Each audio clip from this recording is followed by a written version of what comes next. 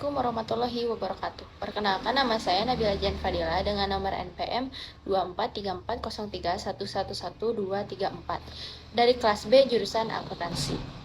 Di sini saya akan menjelaskan etika penggunaan media sosial di kalangan remaja.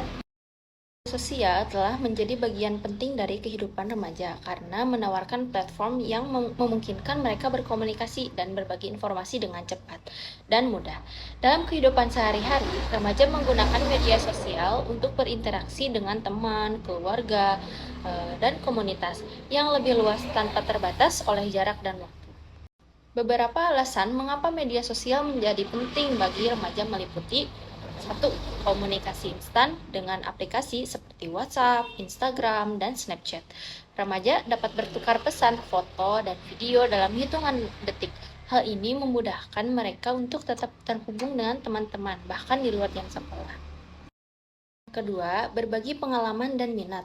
Remaja sering menggunakan media sosial untuk berbagi baik momen pribadi seperti kegiatan harian, minat, dan hobi. Mereka juga menemukan komunitas online yang memiliki minat yang sama, baik itu tentang musik, game, atau fashion.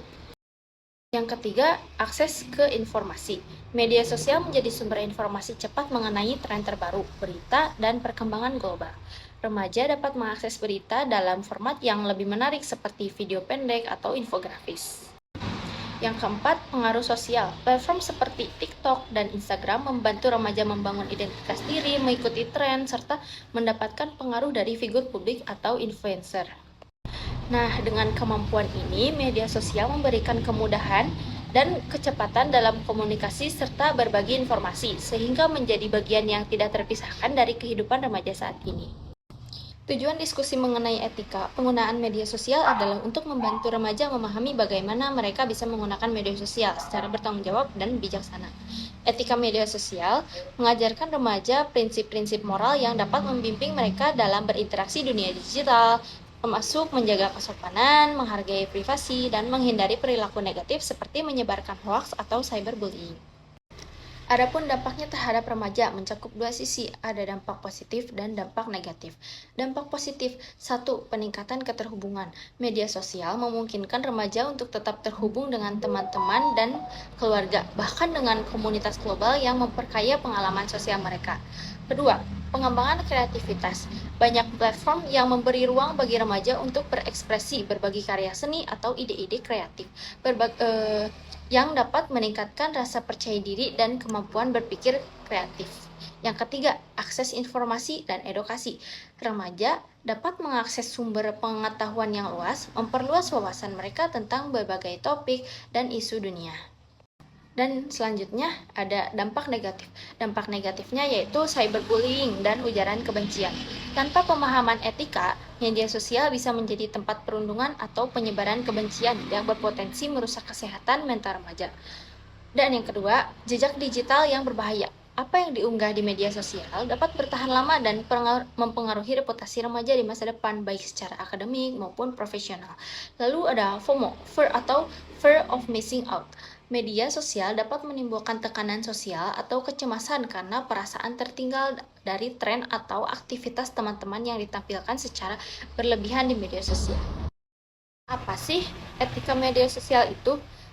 Pengertian etika yaitu prinsip-prinsip moral yang memandu perilaku seseorang dalam berinteraksi, khususnya di dunia maya. Lalu etika di media sosial yaitu aturan atau pedoman tidak tertulis yang mengarahkan bagaimana seharusnya seseorang bersikap dan bertindak saat menggunakan platform digital. Terdapat panduan etika penggunaan media sosial untuk remaja, di antaranya jaga kesopanan dalam komunikasi, gunakan kata-kata yang baik dan sopan saat berinteraksi dengan orang lain.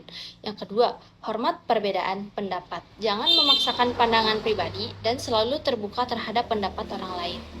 Dan yang ketiga, berpikir sebelum membagikan. Pastikan bahwa konten yang diunggah tidak menyakiti atau merugikan orang lain. Terdapat panduan etika penggunaan media sosial untuk remaja, di antaranya jaga kesopanan dalam komunikasi, gunakan kata-kata yang baik dan sopan saat berinteraksi dengan orang lain. Yang kedua, hormati perbedaan pendapat. Jangan memaksakan pandangan pribadi dan selalu terbuka terhadap pendapat orang lain. Yang ketiga, berpikir sebelum membagikan. Pastikan bahwa konten yang diunggah tidak menyakiti atau merugikan orang lain. Dan yang keempat, menghargai privasi diri sendiri dan orang lain. Jangan membagikan informasi pribadi yang sensitif atau foto tanpa izin. Lalu, peran orang tua dan sekolah dalam mendidik etika media sosial. Di antaranya, bimbingan orang tua. Orang tua harus terlibat dalam pengawasan penggunaan media sosial oleh remaja dan memberikan panduan etika. Yang kedua, pendidikan di sekolah. Di antaranya, menanamkan pendidikan literasi digital dan etika penggunaan internet melalui kurikulum sekolah. Kesimpulan yang dapat diambil ialah pentingnya etika dalam menggunakan media sosial. Media sosial adalah alat yang kuat, dan jika digunakan dengan etika yang tepat, dapat membawakan banyak manfaat. Ajakan untuk bersikap bijak sebagai generasi muda yang akan menjadi pemimpin masa depan, remaja perlu lebih bertanggung jawab dalam interaksi digital. Sekian yang dapat saya sampaikan.